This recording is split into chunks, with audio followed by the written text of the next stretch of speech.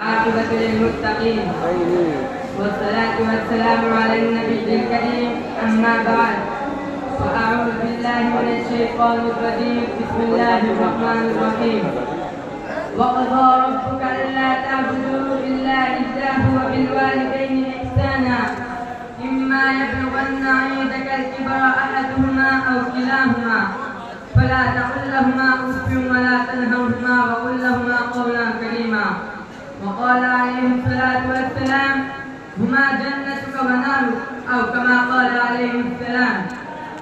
हज़रात गिरामी, इस वक्त मुआशरा जिन बुराइयों और खराबियों में मुब्तला है, हर शख्स उनके मजमून और परागंदा असरात से दो चार है।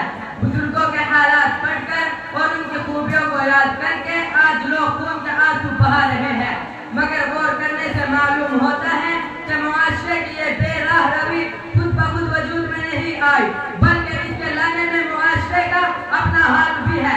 अगर आज का मुसलमान अपनी औलाद को इस तालीम और तरबियत से आरास्ता करता जिससे हमारे बुजुर्गों ने अपनी औलाद को आरास्ता किया था, तो यकीनन हमारे मुआशरे में आज वो बीमारियां जड़ न पकड़ती और औलाद भी अपने वालिद के गिरबान पर हाथ न डालती और मासूम माँ को जुल्म का निशाना न बनाती।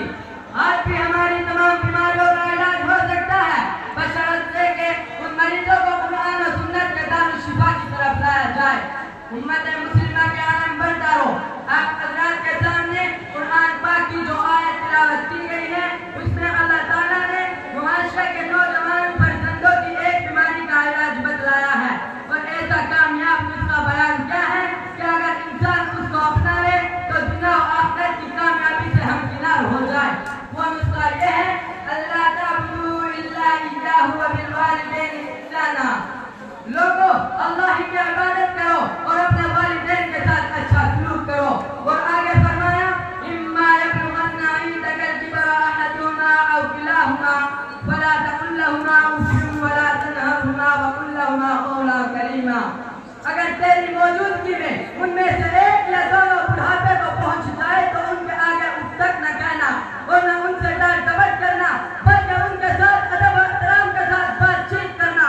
और आगे वाली आयत के अंदर भी वालिदैन की खिदमत और दुआ मग़फ़िरत करने का हुक्म दिया गया है। मेरे मुसलमान भाइयों, आप सल्लल्लाहु अलैहि वसल्लम से अहले आराफ के बारे में पूछा गया कि वो कौन लोग हैं, तो आप सल्लल्लाहु अलैहि वसल्लम ने फरमाया कि वो लोग हैं जो अपने वालिदैन की मर्जी और इजाजत के बगैर जिहाद में शरीक हो गए थे और शहीद भी हो गए थे। उनको जन्नत के दाखिले से वालिदैन की नाफरमानी ने रोक दिया और जहन्नम के दाखिले से शहादत फी सबीलिल्लाह ने रोक दिया। इस हदीस से मालूम होता है कि जायज़ कामों के अंदर भी वालिदैन की रज़ामंदी जरूरी है। हज़रात गिरामी, किसी दानिशमंद का